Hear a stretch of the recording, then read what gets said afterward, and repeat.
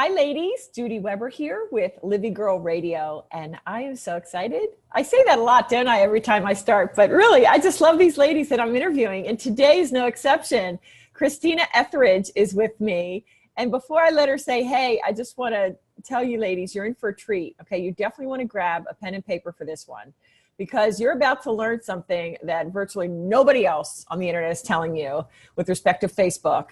And Christina is, I think, an icon in the industry. She stands alone in the way she approaches getting leads for real estate agents through Facebook. And it's not just about leads. It's capturing those leads. It's converting those leads. It's nurturing them and closing them. So let's all say hello to Christina.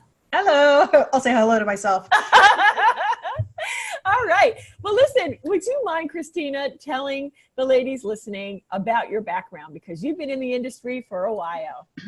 Yes, I am a second generation realtor. 1995, I got sucked into the real estate industry because I graduated with a degree in marketing. And my dad was like, I need an assistant. And I'm like, I am not going to be not your assistant. Had no problem being an assistant, but I was not going to be his assistant. Gotcha. If you know anything about the disc, he's a high D, I'm a high D. Probably doesn't work real well with each other. I said, but what do you need? He's like, well, I want leads, or I want this. I'm like, okay, I'll generate leads for you. This was 1995. So it was, the big, huge, thick MLS books, and that you had to carry half a year's worth in the trunk of your car in order to even think of doing a CMA for anybody, to show properties, et cetera. So wow. Yeah, back then it was funny. I was so excited because they started putting MLS listings on a DOS computer. Like there was no Windows on these, there was DOS stuff on there. But I started right away. He was like, no, I'm going to do he's like the person that you could be rolling into, I'm not kidding, this actually happened multiple times, into surgery, and he's talking to the doctor about a deal. Oh my and then closes it after surgery. And yes, he did that multiple times. That's just ice to an Eskimo.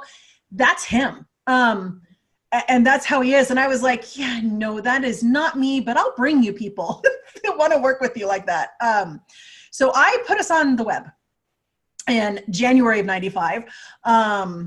By September of 95, now back then it was, AOL, and you used the AOL websites and stuff. But by September of 95, we got our first transaction from it. And he was razzing me the whole time. You're spending so much time doing this, all this time. This is 25 years ago.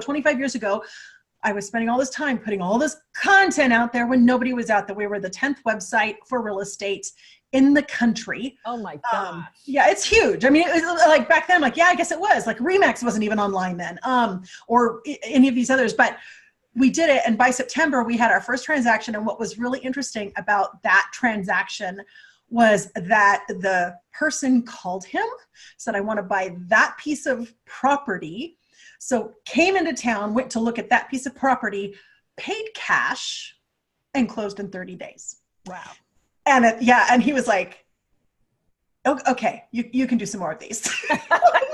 I see the value. Yes. He sees the value. And I had started collecting people's email addresses, and back then people didn't, they weren't really using email and stuff, but I started collecting them, and I started sharing information through email marketing, but not what we do now. I mean, not what people do now. I mean, literally I was educating people about the area, et cetera.